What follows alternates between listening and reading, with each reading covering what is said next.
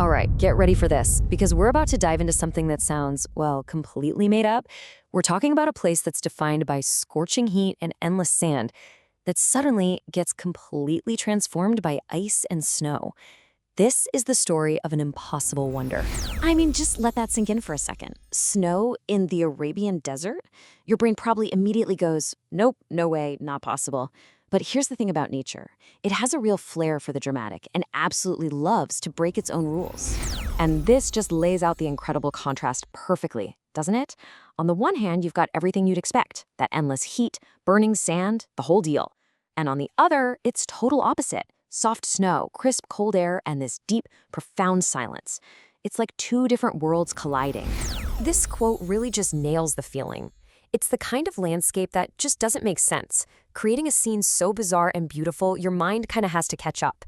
It honestly feels like your eyes are playing tricks on you. Okay, so the big question is, where on earth is this happening? Let's go find this desert in disguise and figure out how one of the hottest places you can imagine suddenly turns completely white. We're heading to the Tabuk region, up in northwest Saudi Arabia.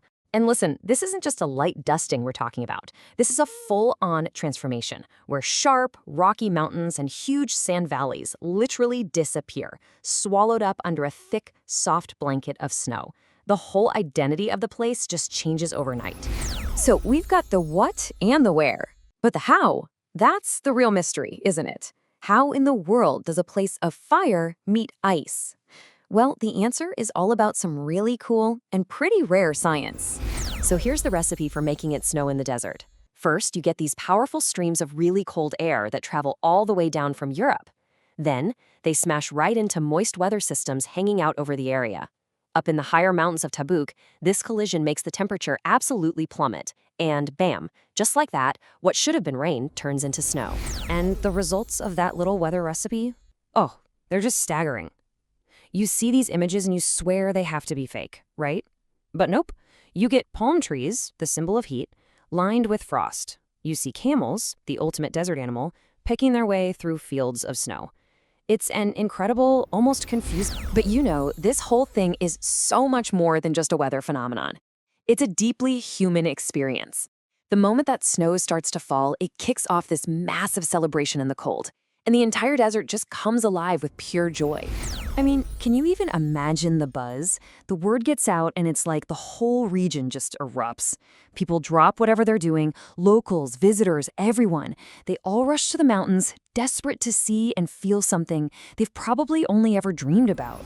And for a day, the desert becomes this incredible, magical playground. You've got kids building their very first snowmen right next to desert plants. Families are out there, bundled up, having picnics in the cold, and for so many people, it's the very first time in their lives they've ever even touched snow.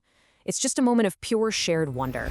But okay, beyond all that energy and excitement, there's another side to this. Something quieter, a really unique feeling that comes from this quiet surprise as the whole landscape is hushed by the snow. Think about what a desert usually sounds like. It's the wind, right? That constant roar, the hiss of shifting dust. But when the snow falls, all of that just stops. It's like the world hits a mute button. All you hear is the calm air and the soft crunch of your own footsteps. That relentless heat is replaced by this feeling of sacred peace. It's a moment of complete calm. Everything just becomes still. You can almost feel time itself slowing down, as if the whole world is holding its breath just to honor how incredibly rare and beautiful this all is. So in the end, Tabuk covered in snow is hard to define.